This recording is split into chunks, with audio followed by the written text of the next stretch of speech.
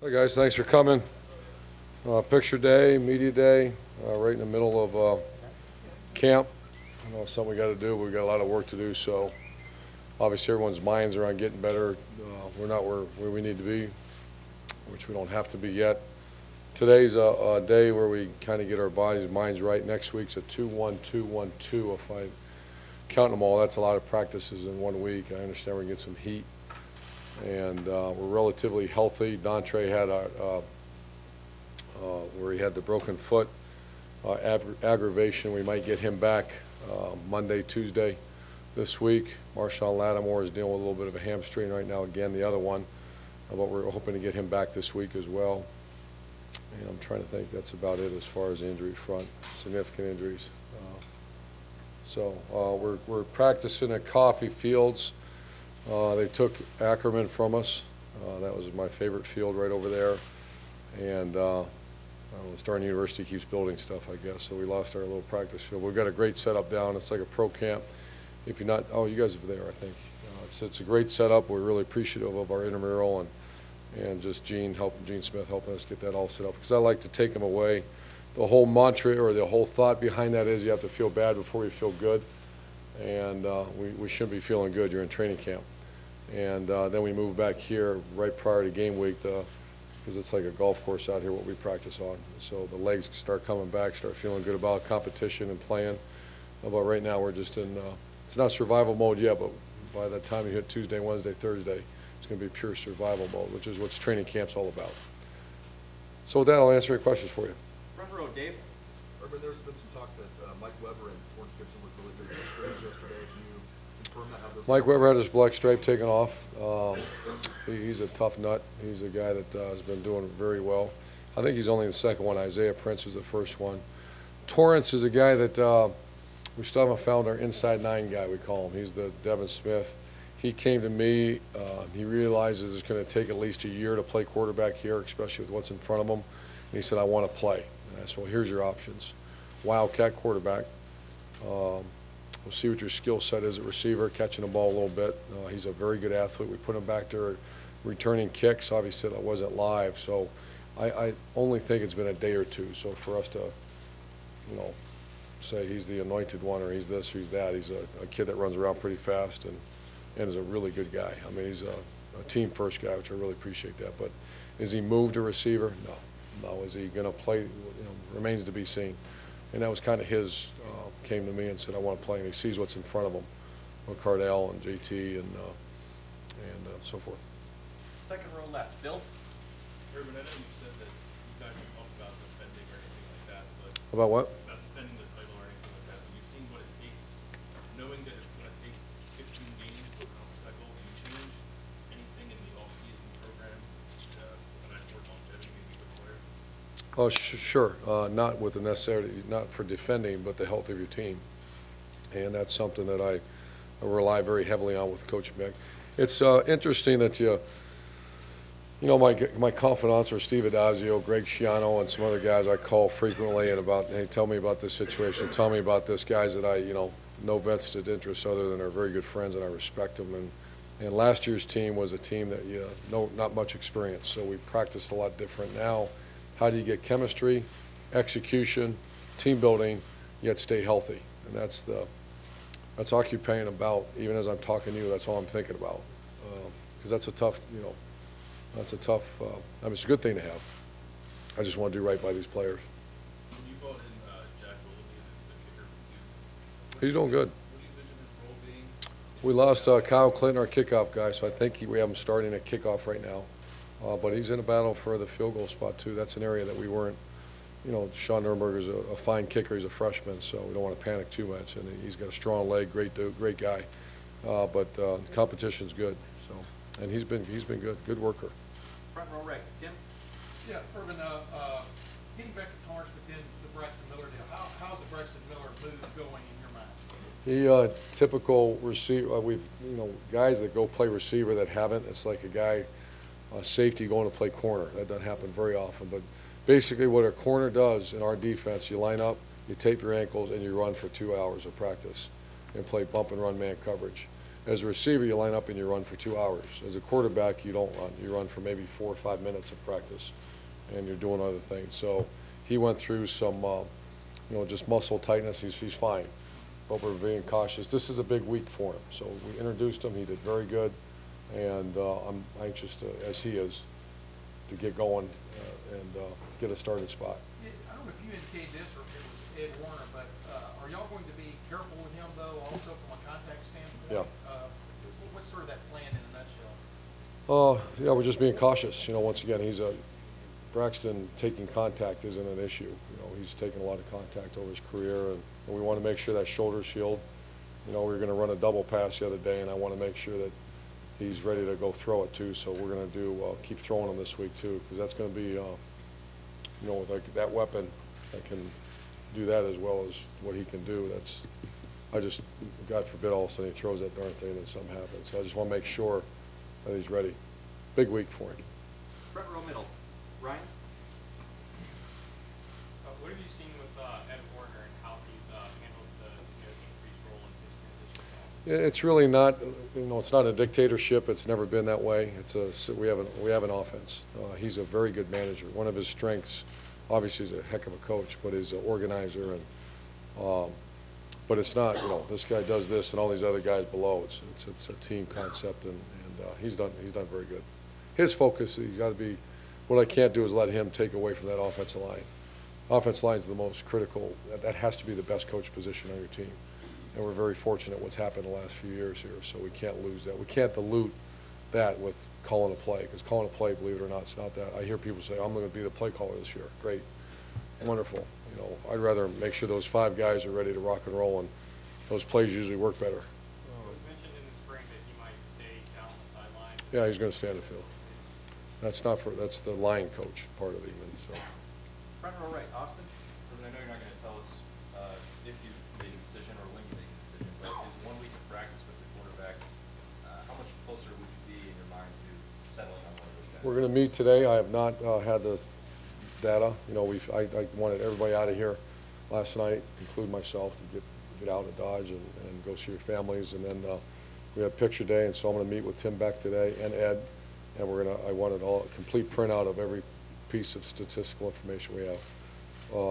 The gut feeling part and what I've watched, it is what it is. I think they're both right there, and you probably wouldn't expect me to say anything different, but that's what it is. They're both working their tails off, and it's one of the most refreshing competitions I've ever witnessed. And that's also from a family. The families are great. I don't feel first of all, we don't put up with that here, but there's zero. Hey, what do you think, and what are you thinking? We're thinking about Monday's practice is what we're thinking about. And those 2 guys get along. When I say best friend, they're unbelievable how well they get along. When you get that data, is this the first time you looked at it, or do you look at it every day? I peek at it, but not too much going on I'm going to take it, and we have a day that we have some time today, later on. Front row middle, Bill. Some of the position that'll be a cornerback, defensive end. Who would address those, and maybe any other position that'll be- Corner, it's Garyon and Eli are the starting corners. Damon Webb's doing very good. Marshawn, we want him to battle. He's missed the last 2 days. We're hoping to get him back in that mix. You say corner? Defensive end, you got Jalen, Hubbard, Taekwon's got 1 spot. And for the Virginia Tech game, it's going to be Jalen or Sam Hubbard at this point. And you guys are hitting in the offseason, really drill these guys, I'll take a championship coming up. One thing for them to do is another on the field for you guys, so how they adapt to that's really in the past. If you, well, I think you were at practice. If you see how hard our practices are and how fast things are moving, believe me, we don't have the gold trophy out there. Trying to say championship and all that. We're in survival now, so it's good. No, there's zero conversation about that. Second row left, Ari. Urban, you have a very diverse staff, and I imagine that's probably been a plus for you in recruiting. Can you speak to maybe the advantage of having a youthful personality like Zach Smith and his familiarity with pop culture and the way he connects with prospects? Did you purposely want a young guy on the staff, and Yeah. when you assembled it? Great question, yeah. And that's something that when friends who get head coaching positions, and we'll have conversations about putting together a staff, you got to be very diverse. You have to be, recognize your areas of recruiting, and then you got to have some youth in there. And that's Zach. I've known Zach since he plays for me at Bowling Green, and he's taken over the recruiting coordinator spot for us because of his social networking stuff that goes on, and I'd love it. I'm an old guy that don't quite understand it, but I kind of do now. I'm watching and going, wow, this stuff's really good. And our recruits are telling us it's the best out there. Our video guy, our video staff is some kind of Sammy Silverman, who is critical in our recruiting process just because of all the graphics, and then Dave Trishell, our video guy, and then Zach. It's amazing how it's changed just in the last 3 years. Do you remember an instance exactly something that you were unaware of yourself in terms of like maybe something you knew or said about? Oh, 100 times. Like, anything that like might have taken you by surprise when you was able to close on somebody or a funny story? Yeah, one day I was with Jalen Holmes, and he's recruiting Jalen Holmes, and I'm in the house with him, and all of a sudden I see Jalen Holmes walking around with the iPad in front of him, and he's FaceTiming Zach's kids. So what the hell are you doing? And I look over and I see these kids in this video, or on whatever that iPad is, and so that's a first. So you don't FaceTime with that? No. Way to the back left, Matt behind the photographer. You touched on what coffee road this week. Find out about this. What do you hope a week from now? What do you get out of this grind of a week that you have coming up? What do you hope you find out? Hope number one in our prayer every morning is safety of our players, health of our players, because you see it across the country right now. And man, when I hit ESPN.com and Fox Sports and CBI, I pull down these internet sites and I hit them real fast to see what's going on across the world. And you see that a young guy get hurt, and I don't think the world realizes how much time goes into that. And that's the number one thing: is healthier players. Number two is you want to make it real hard, and all the walls are broken down so they bleed on. We call bleed on each other, and that means just it's that whole Chesterton quote we live by: the soldier doesn't fight because of the hatred of those in front of him; it fights because he or she fights because of the love of those behind them. And that's what we're trying to create right now. It's a survival mentality. This week is a tough one, real tough. You mentioned the relationship between JT and Cardale. Yep. They both obviously want to start. We got to talk. They both sang the praise of each other. How unique is that to have a battle like that, and yet they have that relationship? I think in your world it's not unique because people say those things, and sometimes it's not genuine. This one's very genuine. And because sometimes I'll see, and I've even witnessed it, where guys are battling for a spot, and I hear that, but I don't see it. I mean, they encourage each other, they push each other. It's unique. I think it's very unique. In the back, Lori. Coach, in past years, you and your staff have studied leadership, rugby style, tackling, recovery periods for athletes. What was the focus of what you guys studied this offseason? What you just mentioned, that's very observant, and that's we've enhanced it over and over again. It's very fluid in our world, and the more I'm experienced I get, I realize that we're covering R factor, brotherhood of trust. We just it's a whole new. Josh Allaby and Mike Weber had never heard of that before, so we have to reteach and re-go and enhance what we taught before. And rugby tackle, we completely committed. So. Other than that, it's pretty much the culture set. We just have to maintain and enhance it. Is there anyone who you studied in particular to address the challenge of repeating? You look at someone who's won a championship and what they did the next year? No, I thought I would go do that, but every team's different, and I don't think there's a cookie-cutter way of going about your world. And, the one guy I do talk to is Lou Holtz, and not that he's repeated the championship, but he's a guy that I have great confidence in, and we can talk. And ours is more because we're different. There's zero. We don't have team goals per se. We want to compete for a championship in November, but okay, we want to be 9 strong, and that's pounded in all through this facility is 9 strong, and we don't want them focused on anything other than their unit. We can do one question apiece now, Brian. All right. Talked about not talking about competing and that sort of thing, but have you told them, or hopefully you told them that's not gonna deal with that situation, especially after not very excited? We did, we briefly talked about it, but that's, you know, we created a monster, you gotta feed it, but then, no, I don't wanna disappoint you, but really zero conversation about that. These team meetings, and I'd be disappointed to hear our players talk about anything other than Adolphus Washington worrying about the defensive line, and Von Bell and Tyvus worrying about that we have the best safeties in America, Eli and Garyon take care of the world. For Garyon and Eli to worry about something other than that, that's not fair. And more importantly, for Coach Combs, Coach Johnson, Coach Ash, myself, to worry about something is just, I mean, it doesn't exist. It probably exists when they are out and about. The good thing is they're locked down at the hotel with us, and so up until we play the first game, we're locked down. And Far left, Bill. Irvin, you said in Chicago that JT increased his arm strength. Mhm. Is that the Minnesota's procedures, or are they overthinking? I imagine it was probably an advantage at the time. Right now, I don't. I was worried about JT when we first got him. You know, he had a hard time getting at 50, 60 yards. I mean, on a rope. Now he's fine. He's got great arm strength. His efficiency at the behind center is outstanding. And that means there's not a lot of wasted motion, wasted movement. So he's worked very hard. He actually went to an arm strengthening specialist at one point. I think it was 2 years ago. Him and Tom Herman had something hooked up. But his arm strength is no issue. Far right, Clay. What have you seen, Coach, from those suspended players? Do you think this will be just a blip on the radar, the one game? Yeah, I do. I They do. handle it well? Yeah, I don't want to go individually, but everyone handles it differently. And the guys that have taken care of their business in the classroom, off the field, and on a football field, and they have a blip, that's called a blip. The guys that have struggled in the classroom, and then this is just another one, you know, it's the ones you worry about.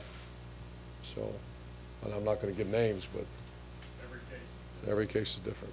Far left, David. Irvin, just familiar to certainly another freshman that came from this year. I asked this sort of tongue in cheek, but how good was your recruitment to be opposite retired numbers?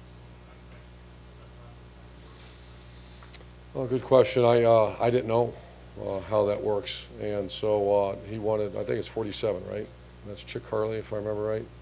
And everyone knows that the respect that we all have for myself and Luke Fickle, and so I asked Gene, is that because his dad brought it up to me? He's a great family, and I get how important. When I was that age, numbers were important. This age, I don't care, but their ages are important. And so if he's a good guy, takes care of his class, and his work in a classroom, he handles his business, which he does.